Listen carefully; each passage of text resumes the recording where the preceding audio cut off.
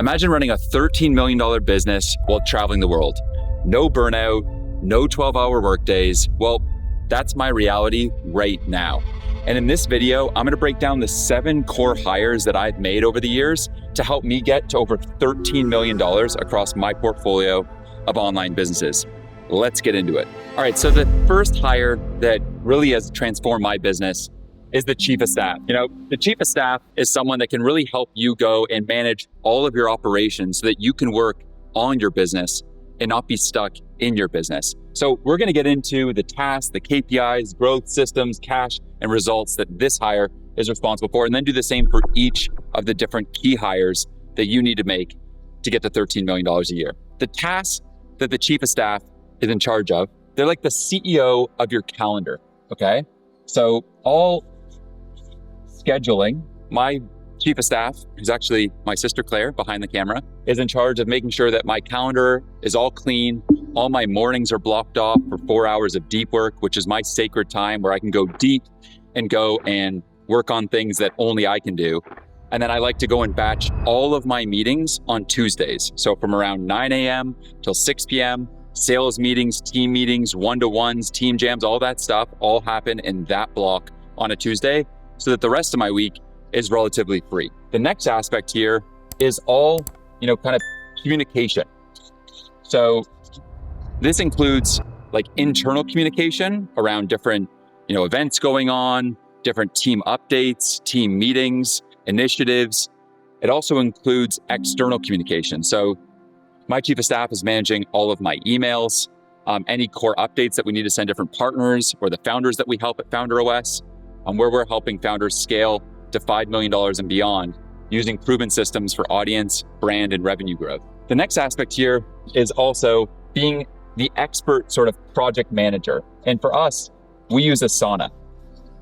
At FounderOS, as an example, we have our tech team, design team, writers, designers, the list goes on. And all of these different teams have different projects going on. Our website's being updated. We're running a big mastermind event in Sedona in a month here. All of these projects need to be meticulously managed with key owners, dates, and subtasks so that they get done on time and the team is held accountable to hit those key deadlines. Asana is the project management tool that we use for all of this. Now, the core KPI for this role, I would say there's one company KPI and then one more kind of soft KPI. So the main company KPI is essentially getting my time back.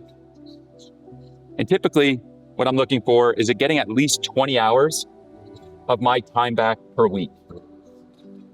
The next KPI that really matters for this role, I want to make sure that if everything's running smoothly, the team's going well, we're making good hires, we're managing things like scheduling, communication, and Asana right, I want to be able to sleep at night, okay? And so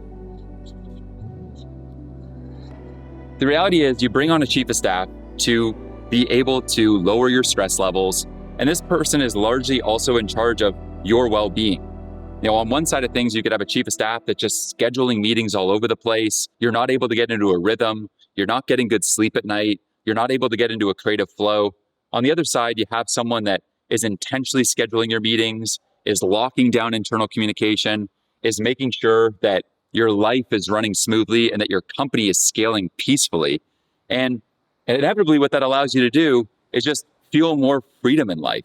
Now, in terms of the growth areas that they're most in charge of, it depends on the kind of chief of staff that you're looking to hire. But in my business, I have my chief of staff most focused on growing the founder experience.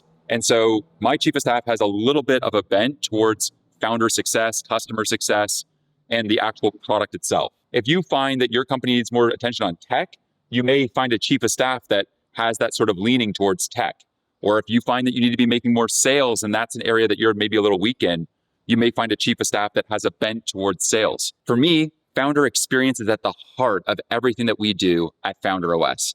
Our vision is to create the greatest founder experience of the 21st century. And so I want to make sure that my chief of staff has a bent towards founder success. And so we'll put that down. The next aspect here are systems. When I think about a chief of staff, I think the core thing that really matters in this role is number one, the person needs to be a down motherfucker. Number two, they need to take extreme ownership. And number three, they need to be an expert project manager. So the core thing here is I have my chief of staff in charge of all the systems around Asana and essentially making sure that each project has core systems around it and is running smoothly. Essentially quarterbacking our project management systems. If Asana is running smoothly, there's core owners for every single task that we have going on. We have key due dates being hit. The team is being held accountable. All of the projects are running smoothly, being hit on time and delivering on the core KPIs. So an example of this is, like I'd mentioned, in a month, we're running a massive experience in Sedona with 120 legendary founders. This is this unbelievable summit of the biggest founders and creators in the world all coming together to trade inside secrets and help one another level up their businesses. Now, as you can imagine, that is one massive project. We got to fly our team out there. We got to organize accommodations. We got to actually find the venue. We got to make sure all the programming is tight around it, that all the founders are taken care of.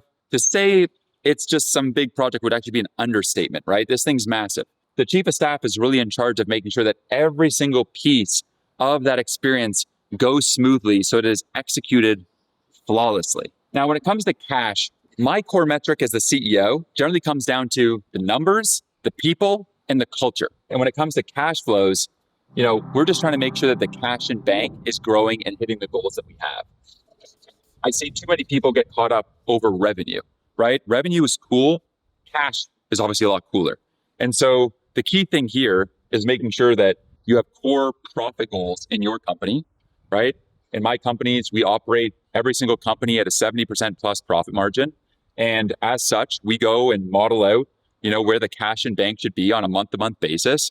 That's what I'm focused on, amongst other things, and on the results side. So, not all that different than the KPIs here, right? We want to make sure that we have accountability across the team.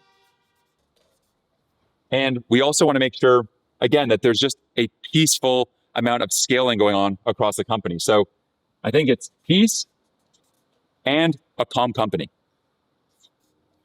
So this is roughly how I look at the chief of staff role. And so the next role we're going to move on to is the social manager. I think one of the most underrated roles in any company. I talk to so many founders and they're like, oh, I can probably just go hire someone, an EA overseas. They could just handle all this. This is easy enough.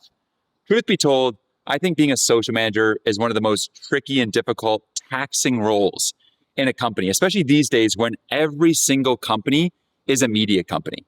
You should be creating organic content, growing an audience, owning your audience in an email list, and monetizing that audience via amazing, compelling, high converting, scroll stopping content. So let's get into it. First off, the tasks that the social manager are most in charge of, right, is making sure that all content is properly scheduled. So we're going to put content scheduling. Contrary to popular belief, I don't think that the social manager should be in charge of creating content. I'm going to show you who I leave to that a little bit later on in this video. But most importantly, they should be in charge of actually scheduling the amazing content that your team has already created. Now, that may sound easy, but the truth is across multiple platforms, if they're doing, X, LinkedIn, YouTube, TikTok, maybe Threads and IG, they're going to be driving all these people via CTAs to your newsletter. That's no ordinary job. And the core thing here is that if you're doing this correctly, right, and you are going and putting out high converting content across all platforms, driving people to your newsletter and to your offer, you are going to make a lot of money. My social manager is in charge of bringing in around $3 million of revenue every single year, right? Just based on the core actions that they're doing at the top of funnel. The KPI for this hire is a lot different than what most people think. Early on in my career, I used to think that this person was in charge of social growth. I've changed my mind on this over the years, and you may disagree, but I actually think that this person's most in charge of just making sure that we post on time and with no errors. When you think about a high output content strategy across X, LinkedIn, YouTube, TikTok, Threads, IG, you're going to have a certain time of day that you post on each platform. At X, you may post at 8:06 a.m. and 2 p.m. On LinkedIn at 8:03 a.m. on IG at noon and at 6:05 p.m., on YouTube every Sunday at 1 p.m., and so on. This person is basically the CEO of distribution. They are not in charge of the actual content creation. So what does that mean? You can't really go and judge them totally on just the social growth because they're not the ones actually creating the content. That's some other core roles we're going to go over here in a sec. And so if they're not creating the content, how can they be solely responsible for the social growth? Maybe you're just making bad content, and that's the reason why you're not growing as fast as you want. So we want to make sure that we're actually giving people KPIs that they can actually control. So let's move on to the growth side. I think the growth here that they really control are your CTAs. CTAs stand for call to actions, and across each platform, when you add them all up, there are around 18 core call to action areas that you need to go and make sure you have implemented correctly across each of the platforms to make sure they are as profitable as possible. So on LinkedIn, that's things like your cover photo, link in bio, featured section, the end of a given post. On X, that's your link in bio, your cover photo, and at the end of a given post. On Instagram, that's your stories. That is in your bio. That's at the end of a given post. You can drive people to your newsletter, drive people to an offer. There are these core points in every single platform. We want to make sure that we have the CTA set up and that in every single piece of content, we are driving people to a core call to action, which for the most part should be your newsletter. My newsletter at FounderOS is the only newsletter that you need to grow your personal brand. And we give out one free system every single Saturday to help you grow your brand and your business. And so for me, part of my organic content funnel ensures that I'm driving people from my social platforms via the CTAs to my newsletter. When you have that set up correctly, you have like a Formula One engine in your business, and the social manager is the driver. Let's move on to the systems that this person's most in charge of. I want to make sure that every Friday I'm getting the core metrics from this person, understanding all of the growth that's going on across all platforms, and also understanding what are the core pieces of content that are working that we can double down on, and what are different trends they're seeing so that they're bubbling up different ideas of what we could go and create next. We'll put here, I want to have an ideation system in place. I want to have my metrics system in place, any other core insights that they're seeing out there. And so the core systems that this role is in charge of are your ideation, your insights, and your metrics. Every Friday, you're ideally getting 30 high converting content ideas, understanding what stuff is working and what's not working. So you can double down on the 20% of your content that's doing well and eliminate the trends that are not performing well. And from there, just looking at the metrics to then double down and keep growing across all platforms. Now, as far as cash goes, right? This person via the call to actions is going to help you go and hit your application goals or your marketing qualified leads goals, right? So some people would call that MQLs. In my business, we call it applications. Essentially, you can just think of this as leads. Now, in terms of results, when this is being done right, you're essentially just growing your overall revenue because you've got high quality applications coming in and you're hitting your goals. And so from here, everyone in my company at FounderOS as an example is focused on getting to that $1 million of revenue per month. Okay. And like I had mentioned, this role right now is currently over the last 12 months, driven over $3 million to my businesses. All right. So the next role that we have going on here is another underrated role that I think a lot of people, they rush and they screw it up. It is the tech manager. This is the person in charge of making sure that all the pieces of the puzzle are all running smoothly. Here we go. And first off, on the task side, for me and my business, there's really 3 core platforms this person's taking care of. Number 1, ConvertKit.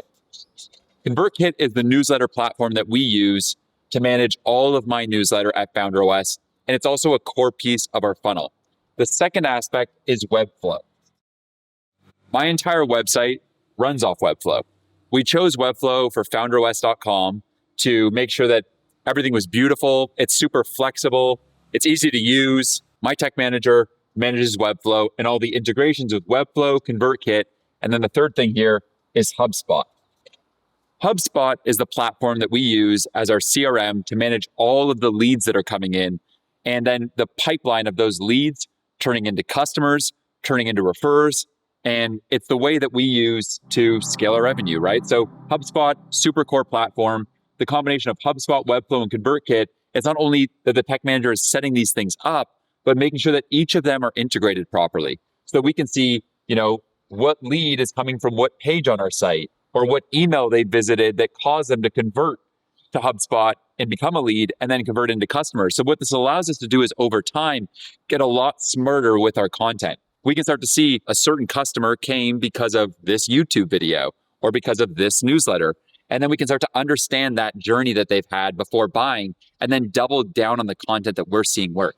The next aspect here is the KPI. Similar to, the sales team, I actually just view this person as helping us drive our revenue goals. This revenue KPI is important because I actually have my tech manager have a bit of a sales bent to them, okay? I want to have someone that's helping us make sure HubSpot's running smoothly.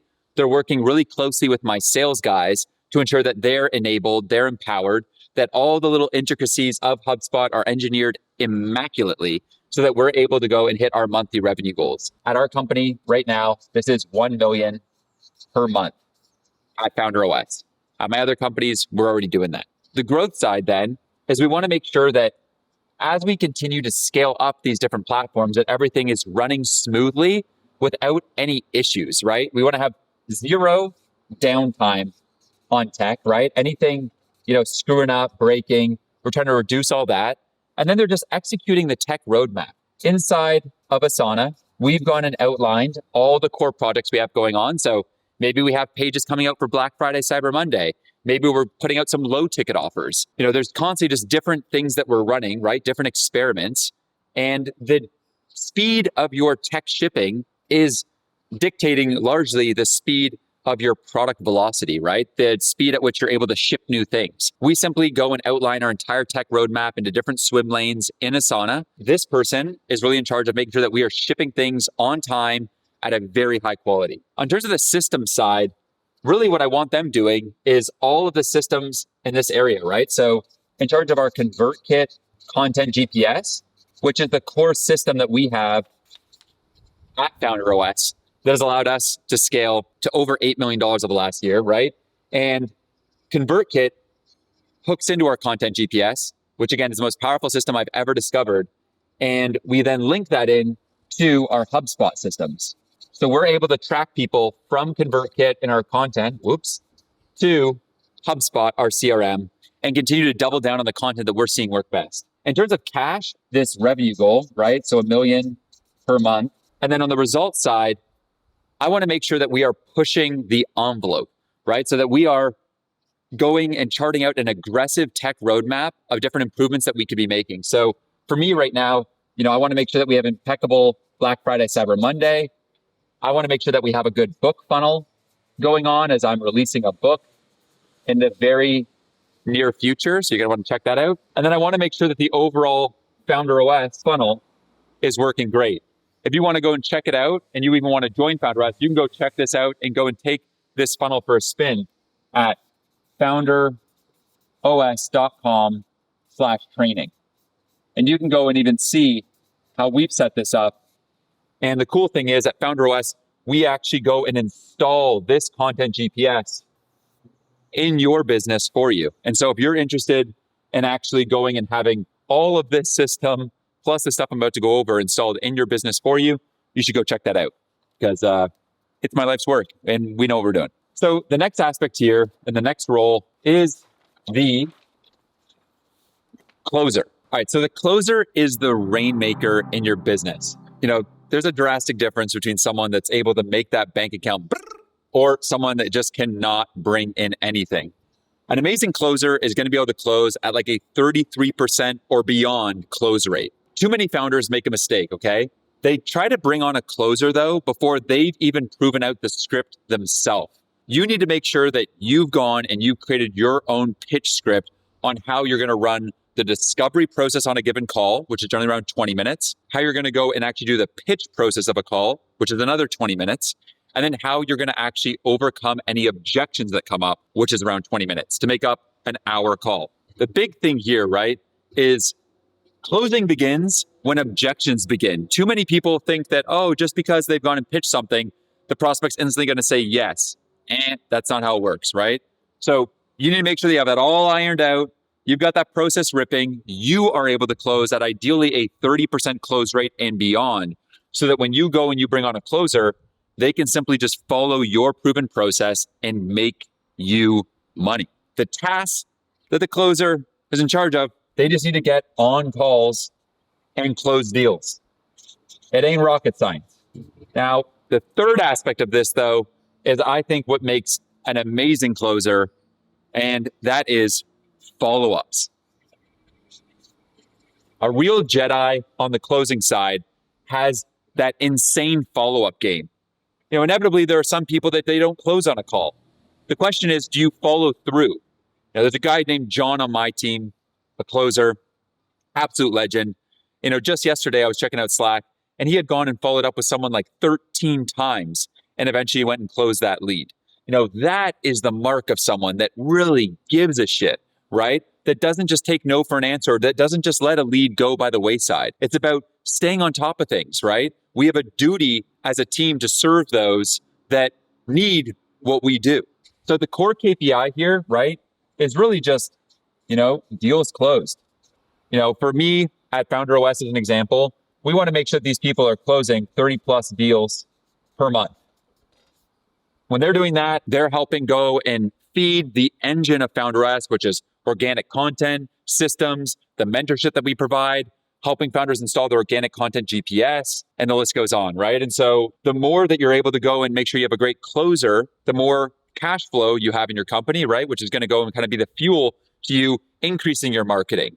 On the growth side, what you really want to see from this person is that they're being a student of the game and they're contributing to the overall culture of the sales team. I want to have someone that has high energy and contributes to an insane culture. I talk a lot about this, right? At Founder OS, we have two main cultural values. Number one, you must be a down motherfucker. And number two, you must take extreme ownership. And so what I want to see from this person is that they are embodying that, right? They're helping fuel and energize the team. We have a Slack channel that is called Revenue inside of Founder OS and all of my portfolio companies. And anytime a deal is closed by a closer, that then is fed in automatically to that channel. And then the whole team is chiming in, congratulating. Now, on the system side, I want them going and helping really with two things, okay? I want them to evolve our pitch, okay, and the system around our pitch. What are different things that are hot buttons that are really working for the people that we're selling? And how do we lean into that more? What are parts that are not really resonating? And how do we remove those and also remove those aspects, maybe even of our product? A closer's on calls with maybe 30 people, 40 people a week, right? So the amount of customer feedback they're getting is pretty insane. So I like to have a tight loop between sales and product sales and customer success so we can be evolving things at an insane rate. Now, the next aspect here is a little bit more on the admin side, but super important, is HubSpot, okay? I want to make sure that they are actively updating their deals inside of HubSpot and sharing any feedback with my tech manager on how we can make things easier for them. On the cash side, it's really, for me, the 30 deals per month, right? And the cash flow that brings in to Founder OS as an example. And same thing at my other companies like Herb. Bonus points here, okay? The basic rule on incentives is you get what you reward for. So if you have a dumb incentive system, you get dumb outcomes. Charlie Munger talks about the fact that humans are incentive machines. Well, the key thing is that in any given role in your company, think about what really motivates these people, what fires them up. So for a closer, they're probably motivated in part by money. On the results side here, inevitably what's going on is we've just got a well-oiled sales machine. Sales is the lifeblood of your company. When you're managing a closer, you want to really make sure there's three things in play, okay? You want to make sure, number one, that you have morning meetings with them every single day initially so that they're properly scaling your business. Number two, they should be sending end-of-day reports on how each of their calls went and any deals they closed and any feedback or help they need from you. And the third thing is you want to make sure that they have clear projections. You've gone and outlined maybe that they're going to close 30 deals per month. So how many are they projecting that they're going to close every single week? So you're keeping these tight feedback loops, right? You're not letting a team suddenly miss a deal or a goal over a quarter and then wondering, oh man, what happened there? Let's do better next quarter. No. You need to tighten those feedback loops so that you're getting at least 10% better every single week. And when you compound that over a year, we're talking like getting 100 times better across your company. The next role, I think, is actually the most important role in your company, and most people would be shocked.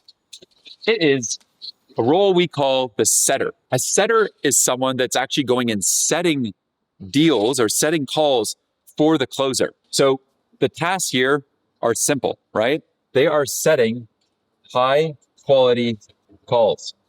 Say your closer can do, say, 6 a day, 5 days a week, right? You're doing roughly 30 calls per week, right? So if you have your closer closing at 30% beyond, right? They're closing roughly, 10 deals a week that are being set by the setter. And there we go. We got a well-oiled machine going here, and we are destined to hit some serious revenue goals. On the KPI side, so getting to their 30 high quality calls per week, we want to probably give them, depending on how you're generating leads, maybe it's a certain amount of DMs they're sending, okay?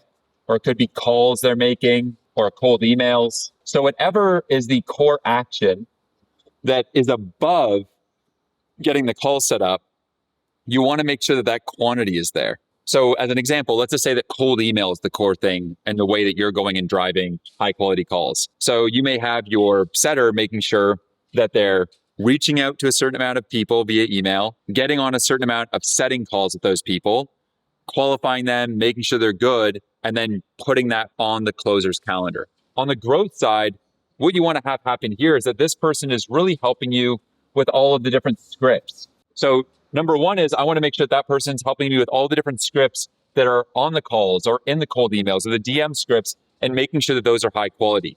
The second thing is super underrated, okay? And this is, I want them to help come up with content ideas for me because they are on all of these calls with people and they're seeing, why are these people interested, right? Because at Founder OS, we actually don't even need to have setters outreaching to people, right? Because we get inundated with leads. We have more leads than we can keep up with. What we need is the setter to sort through all these leads and go and make sure that we're getting on the calls with the people that make the most sense for the community that we're building at Founder OS. What I want to go and have them do is they're going to be on all these calls. They're going to understand, okay, what are the core trends going on among the founders that are best suited for Founder OS? And maybe things like, a lot of founders are looking to save more time in their week. They're looking to learn delegation. They want to build a high performance team. They want to build their own personal media company. They're going to bubble up. What are these core problems or things they're hearing from founders? And then I'm going to go and create content with my team around that kind of stuff, which is then going to just attract more high quality leads that the setter can then set with the closer. On the system side, we want to make sure that essentially just the call booking system is nailed. Making sure that that closer is getting on calls. You can use Calendly for this. You can use HubSpot for this and just make sure that all the calls are booked properly. We're just moving people through a sales pipeline incredibly smoothly, efficiently. On the cash side, they're really getting those 30 calls per week, which again, they ladder up to the $1 million a month goal that we have in my business, right? So 30 calls per week, and that inevitably drives, right, the 1 million a month. On the results side, when it's going correctly, they're hitting those 30 calls per week. And on a bigger side, right, I think that we've tightly coupled content with sales. And when you do this, you have HCC, which is the goal of every business. High converting content. The setter is going and letting you know what is the content that is really resonating with founders the most, that are most qualified for what we do, feeding that back to the content team so that we can go and scale our content media empire around the topics that people care about the most. That's this role. The next role we're going to get into is the writer. All right, so the writer is someone that's going to help you with a ton of stuff across your media empire. Things like landing pages, newsletters, converting emails, all the different pieces that require any sort of words that convert are done immaculately, impeccably, and done in a way that's going to really convince people to buy from you. The core tasks here that a writer is really in charge of are things like your landing pages, giving you a hand with some of your social content, and also handling your newsletter. The next aspect on the KPI side, okay? So this person, because they actually have their hands on your content, depending on what you're getting them to do, you may want to make them in charge of a certain open rate, right, and click-through rate for your newsletter. On the social side, depending on what platform you're having them on, it could be, say, X. You want to maybe have, an X follower growth goal. You want to make sure they're actually driving you leads, right? Or depending on your business, you may call that like applications. Those are some KPIs as I see it. They're driving people from a newsletter to applications and driving people then to actual sales of your product. The next aspect here is the growth of this, right? The key thing here, whenever we're building any sort of content business, right, is that we don't want to come across as salesy. It's important that we actually build a brand. And so the growth here, I just think, is someone that really is going and helping build brand affinity. For Founder OS, my goal is that, what Apple has done with sort of creativity in the 70s, what Nike did with athletes in the 80s is what I want to do for founders in the 2020s. We want to be this community, this experience that helps make the founder journey joyful. We want to help founders and empower them with the systems, the support, and everything that we've learned over 15 years building multiple 7-figure and 8-figure businesses to help unlock their potential. So we make sure that we have content scheduled out months in advance, which is the key system that I make this person in charge of, which is the content calendar, which again, we manage inside of Asana. And the next aspect is the content waterfall system.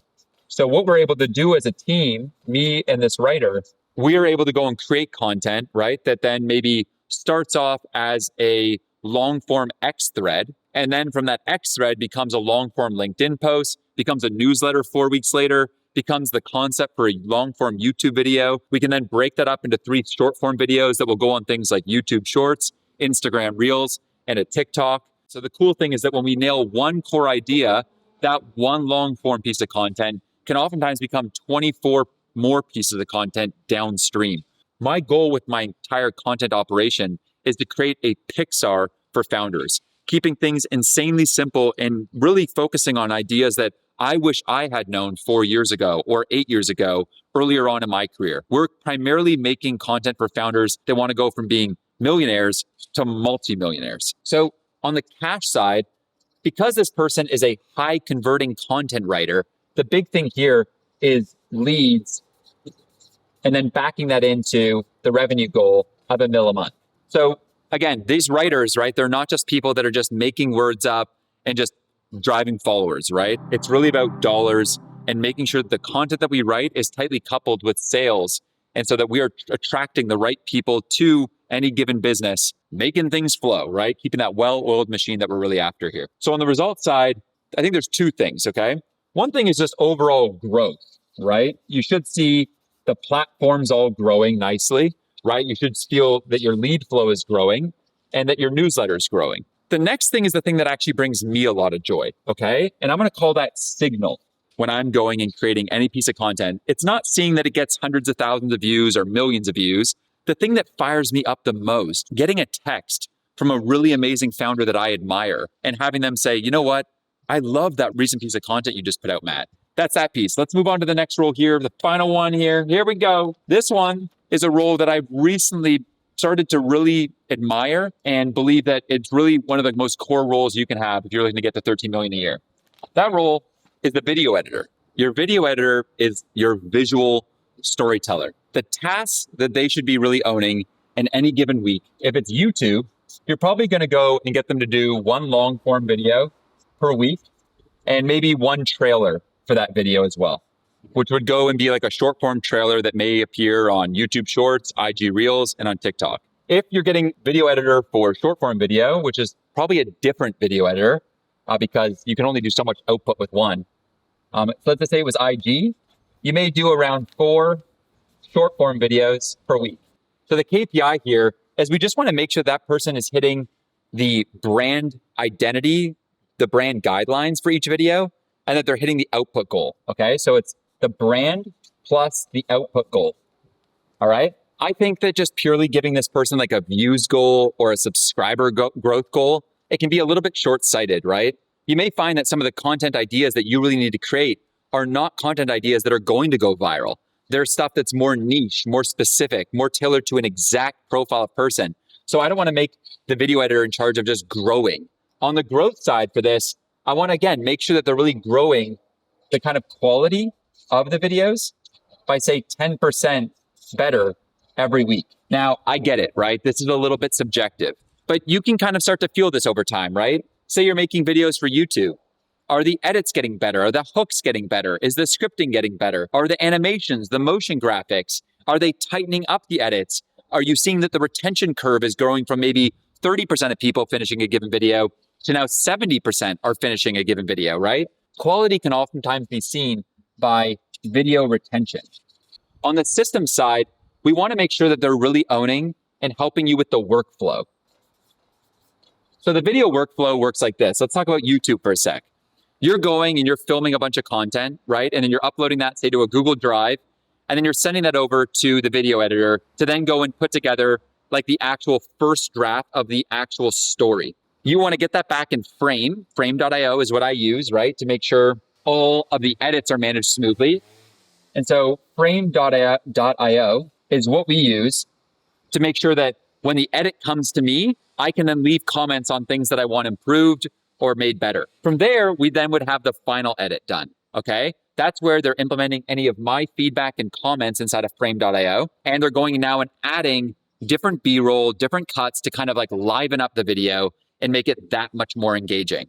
On the catch side, the big thing here is that if the videos are going great, we're probably generating leads from these platforms, right? So that's the thing that you want to go and help them understand, right? Is you likely want to have unique tracking links for each of the platforms that they're on, things like Instagram and YouTube, so that they can monitor each week themselves and understand how that video that they put out actually went and drove high quality leads to the business. So what you probably want to have is unique UTM links, which are basically tracking links where you can identify where the leads are coming from. You're going to be able to understand which platforms are driving you the highest quality leads by making sure that you're using uniquely identifiable links, then feeding that into some sort of dashboard or a Google Sheet that your video editor could just monitor every week or so and just start to see, okay, which edits that they did, which hooks they have done have led to the most high quality leads and are generating your cash flow goals. On the results side, I think when you get this sort of stuff right, you should look back on videos you did a month ago or 2 months ago and be embarrassed. Ideally, that growth rate of the quality, of the artistry, of the storytelling, the edits is growing at such a great pace, right? That 10% every week, that when you look back, you're like, damn, what were we thinking, right? That is a sign of growth. So the results here is that you're just seeing a quality increase over time. I think it's just that you're making content that you're proud of. With the right video editor on board, you really have an amazing partner in crime that's helping you execute your creative vision on the video side of things and helping you take your brand, your business, your audience to the next level. So those are the core 7 roles. I'd recommend that you go and get after it right away, making sure you have these hires in your business. If you need help, that's what I'm here for. Go be sure to subscribe to this channel, and I look forward to seeing you in the next one right here.